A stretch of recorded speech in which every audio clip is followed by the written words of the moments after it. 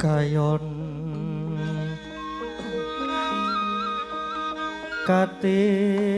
yuping angin sumyak swaraning kang rengyan samirana maworiris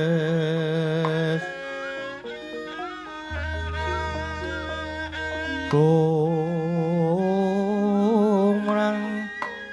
kandaning puspita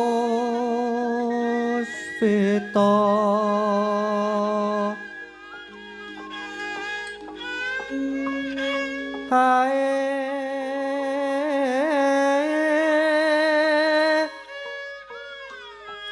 ana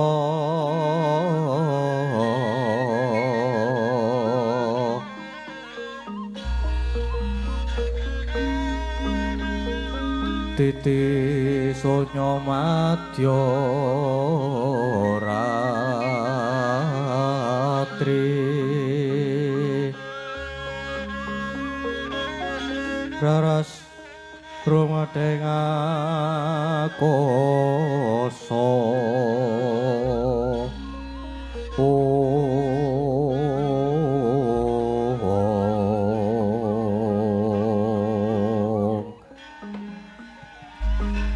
bocah bajang gireng angin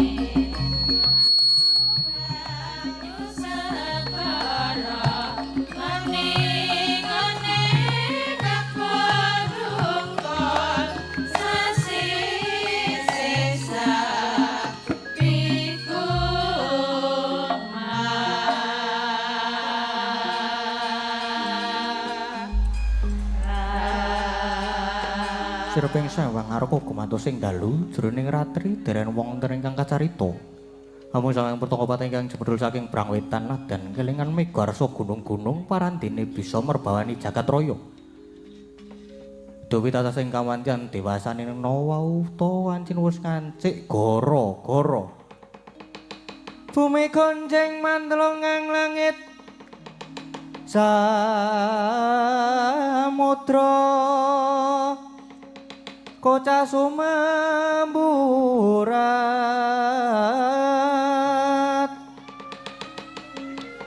pindha kinabara banyune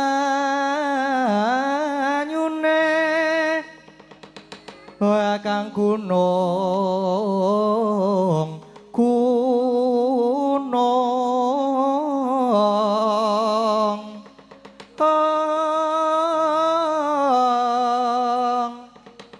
lawa pangkamawatu geni katembuing bayu putra ing akasa kumludhuk swara lira gelap sastra kakayon repakatya ten babati katembuing Pancawara